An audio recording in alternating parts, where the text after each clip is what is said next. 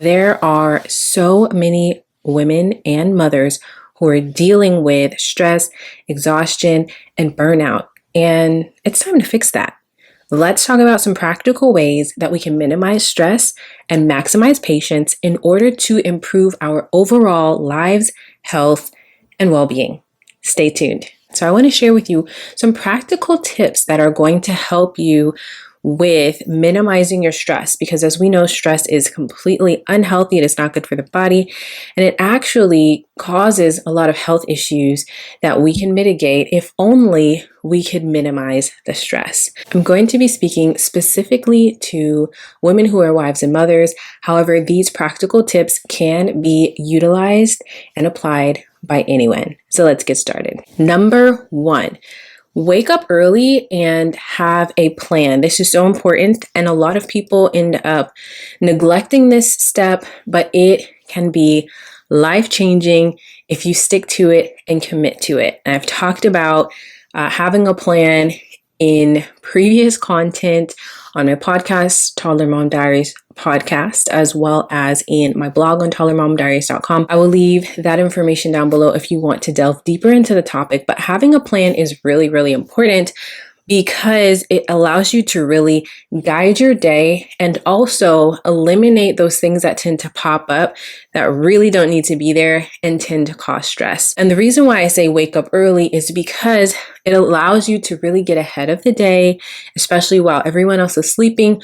You can be up and getting things done, and you start really early. So then that way, a lot of those important tasks are already taken care of. So when those random things do tend to pop up, those things that you can't plan for, then it eliminates stress automatically because you're already thinking, okay, I've already gotten the things that I prioritized out the way. So let me explain to you what this looks like. Waking up early. You want to have a really good morning routine. I've talked about this on my blog and my podcast. I will leave that below. Having a morning routine is extremely important. I've talked about it in a previous podcast and blog, so I will make sure that I leave that in the description and show notes. But it is vital to have a morning routine because it can literally change your life. With this, you use this time to do the things that are most important. I recommend using this time to really just be quiet. Include some quiet time, some time where you're spending time praying, spending time reading your Bible. You're taking time maybe to read. That's something that I love to include in my morning routine and my quiet time. You can also utilize this time to get any major tasks done. And depending on what your day looks like and what you do for, your job, this will look different for different people. For some, like me, I like to include getting dinner cooked and out of the way early in the morning during my morning routine. So that's something that, again, alleviates stress so I don't have to think about it or try to do it when the evening is pretty active when you have a toddler, right? But for someone else, it might be simply, really just having that decompressed time, that time to really just enjoy the quiet and enjoy the peace of the day. So you really want to have a morning routine, which is why you're going to wake up early. But you also want to make sure that you have a plan. And this is where using a really good planner comes into play. I love planners. I advocate for planners, so much so that I actually created a 2024 planner. I will leave that in the description as well as the show notes so that you can have access to that. I currently sell on Etsy as well as on my website, toddlermomdiaries.com. It is a dated planner. It has checklists for cleaning and meal planning. It has all of the calendars and dates and weekly planning and a bunch of extra goal setting and vision boards that will help you be successful and stay on track for 2024. If you're interested in that, please make sure you check out the links. But having a plan is really important. So what I recommend is plan out your entire week, everything that you need to prioritize, everything that is important to you. Make sure you get it down on the planner and you stick with the plan. Looking for a gift to give a sweet toddler in your life? I want to share with you this amazing company that me and my family love called Lovevery. My daughter has been loving their play kits and products. She enjoys this cute organic cotton play tunnel. It is adorable and great for toddlers ages 12 months and up. it's easy to collapse and take on the go or move from room to room. We like it for hide and seek, and it keeps her occupied. I just enjoy seeing my daughter's little face when she comes out on the other side. It's so cute. She has fun with this tunnel, and I love it because it is discreet when it's not in use, so I can keep our space organized. Lovevery provides developmentally appropriate Montessori-inspired toys and play kits. If you want to become a play kit subscriber, you can learn more about Lovevery by clicking the link down in the description box below. The second thing that you can do to minimize stress and maximize your patience is to establish a routine. Everyone can benefit from having good habits and routines, but this is especially important if you're a mom, especially a mom of littles like toddlers. Establishing routines and having a schedule for them is going to be very beneficial for you and your family. So what this looks like is making sure that you are doing the same thing over and over again. And while it sounds repetitive, like it could be boring, it's actually not, and it's very beneficial. This is something that I did, and it was so helpful when I was teaching in the classroom, but it's also something that I do with my daughter, and it is so helpful. So when you establish a routine, you think about what you want the day to look like, and then you just teach your child to do the same things. When you do it each day, you have to be consistent when you're teaching it. So let me give you an example of what that looks like. A routine can be your nap time routine, or we'll call it an afternoon routine. So you can get it to the point where you train your child that, okay, after we eat breakfast, we're going to have some playtime. You'll play with your toys, maybe watch some learning videos, you have a snack, and then it's nap time. Okay, you go in your room, you have a nap, and when I come back and get you from your nap, then it will be lunchtime, right? And you just schedule these different things, create a schedule that works for you and your family. Again, if you're working outside of the home, your schedule is going to look different than one who is in the home. But either way, you can create some solid routines and habits, so that way your child knows what to expect, and it eliminates a lot of those tantrums and crying and fussing because they already know what's coming up next. There's no need to argue. That's how it is in my house. Like, my daughter knows what we're doing, what's coming up next. She understands that we need to do this first, and then I can add that in, so it's okay if she wants to watch a show, but she knows it's nap time. She'll often say, and she's only 2, but she'll say, okay, I can do that after nap time. So that comes with having routines. So that's very, very important. The third thing that you want to do is prioritize self-care. This is for all women, but especially for women who are wives and mothers and homemakers. You want to make sure that you take time to prioritize pouring into yourself, because it is very difficult to pour out and to give and to serve when you're burnt out and you're exhausted and you're worn down and you haven't filled yourself up. And this is one of the reasons why I highly advocate for making sure that you have a morning routine or quiet time, because that's one way that you can get some self-care time in while the rest of the house is quiet and sleeping. If you can be up spending time doing the things that you need to do for you, so that you can start your day full and ready to serve whoever it is that you're serving in your life. So prioritize self-care. That can be early in the morning, even if it is just taking some time to sip on some tea or sip on some coffee. If you're a coffee drinker, read your Bible or journal, or like I said, read a book. Whatever the case is, that is a form of self-care. You can also do this in the evening.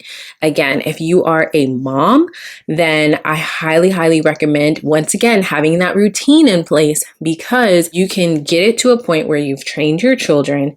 We go to bed at this time. Once you're in your room, it's bedtime. You're in there. You're not coming out. You don't come out. And there is a routine that you can establish with this. There is a hatch. It's something that we use at my house. It's called a hatch. I will link it down below, but it is so helpful because it uses color and light, and you can literally sleep train your child. And so what we do in the morning time, my daughter knows when the same song, it's always the same song at the same time every day, and the same color. Now, of course, you can move things around as needed. Things happen. Not every day is exactly the same.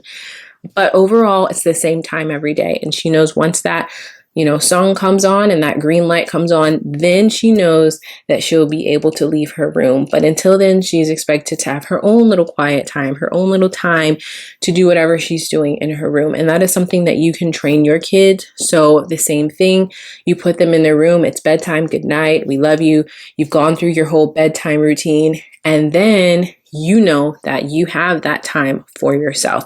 So if your kids are all in bed by 7:30, you know that from 7:30 on until you're ready to go to sleep, that is your time, and it's going to be uninterrupted because your children know they need to stay in their rooms. Of course, unless they have to go to the bathroom, they're going to stay in their rooms until they get that green light or whatever signal that you're going to give them, however you decide to train them, what works best for your family, of course. So that's something that is going to be really helpful. Also, mitigating nightmares in the littles who wake up in the middle of the night. I, again, did a podcast and a blog on this, on how to protect your child from the spirit of fear. This is super important. And once you do that, that's going to help eliminate those nighttime wake ups where they're coming into your room scared or whatever the case is.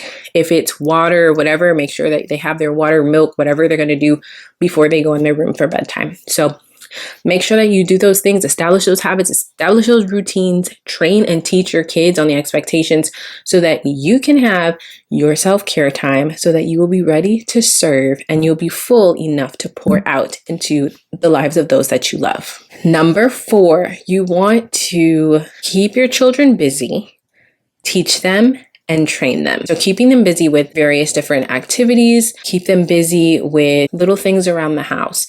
You can teach and train your children to do little chores or to help with certain things, to be independent. And this will help eliminate, especially when you have toddlers, they're usually always asking for a snack. You can train your child to be able to open the fridge or go down to a specific location where you keep their snacks. Teach them you only get these snacks when I give you permission. You have to ask first. Go through that whole thing. Give them the expectations. Show them how to do it. And this will help minimize some of your stress because you don't always have to get up and go do it yourself. They can do it. So teach them, train them, the things that you feel are going to be important within your home and the way that your family functions. And also make sure you're keeping them busy with various different books and activities. Like I said in the beginning of this video, I love Lovevery. They're just awesome. They have a lot of Montessori inspired products. We enjoy using that. They keep my daughter busy. Different activities I use and just kind of swap them out, keep a little bit of variety. Those types of things will keep her busy. When a child is unoccupied and they're bored, that's usually when they tend to test your patience the most. So you want to make sure that you have a plan, you have a routine, that you've taught them, you've trained them how to do certain things, they know what your expectations are, and that you're keeping them busy with different little activities. And it doesn't have to be anything excessive or complicated. It can be something as simple as a bucket of water in the backyard. Keep it simple. Number 5 is to control your thoughts. This is so important. As a man thinketh in his heart, so is he. That's in Proverbs, I believe 23, verse 7. And so whatever you're thinking about, that is the direction in which your life is going to go, the direction in which your mood is going to go. So you want to make sure that you're controlling your thoughts. Philippians 4:8 tells us to think about the things that are lovely and pure and good, right? And so that's one thing that you want to do. If you're constantly focusing on negative things or the things that are bothering you or the things that are getting on your nerves, you definitely are going to run out of patience a lot faster. But if you have a heart of gratitude and you think about the things that you're thankful for, the great things, the positive things that are happening, the blessings in your life, and continue to have a spirit of optimism, this will also help you to minimize a lot of that lack of patience that you might be dealing with. Number 6 is to lean into your faith. So with this one, rely on, if you are a born again believer, you are a Christian filled with Holy Spirit, lean into your faith. Holy Spirit will help you. He is a helper. He is a comforter. So you don't have to do things in and of your own strength. Philippians 4:13 says, I can do all things through Christ who gives me strength.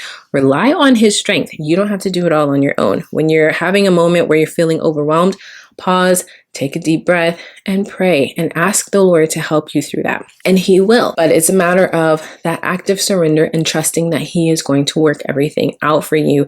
This is going to help minimize that overwhelm and that stress that we can sometimes feel. And you can even ask for patience if you feel that it is dwindling. Pull back, ask the Lord for patience, and He will help you through that situation. Another thing that is important is just making sure that you stay full of the Word of God, that you are reading your Bible on a daily basis. Again, you can add this to your morning routine like we talked about earlier, and this will also help so that when you are in those stressful moments or those moments where you feel like your patience is winding down and dwindling, you can pull that Word out of your heart and speak it out of your mouth. So lean into your faith, trust God in all situations, even the little tiny ones that you don't think He cares about.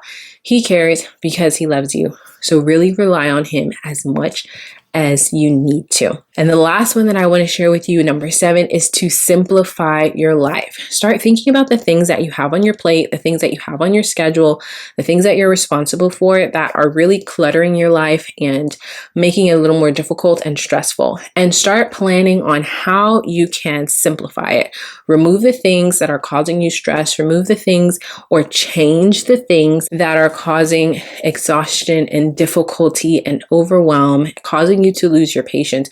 You just need to make some adjustments depending on what it is. If it's because you have a full schedule and you have a lot of commitments, then you need to reduce and remove some of those things. If it is because, your children are not behaving the way that you need them or would like them to, then it's a matter of just teaching and training and showing them how you would like them to behave. So in whatever it is, work on simplifying your life. And this also is going to help reduce that stress that you may be experiencing. It just means that something needs to be adjusted. So simplify as much as you can. And you may not be able to simplify at this very moment, but start planning and preparing and thinking about ways that you can get to that point where you can simplify. I'm sure that you'll find those tips helpful. For more information, feel free to visit my website at toddlermomdiaries.com and check out the podcast, Toddler Mom Diaries Podcast, available on all of the podcast streaming services. And I will talk to you soon. Bye.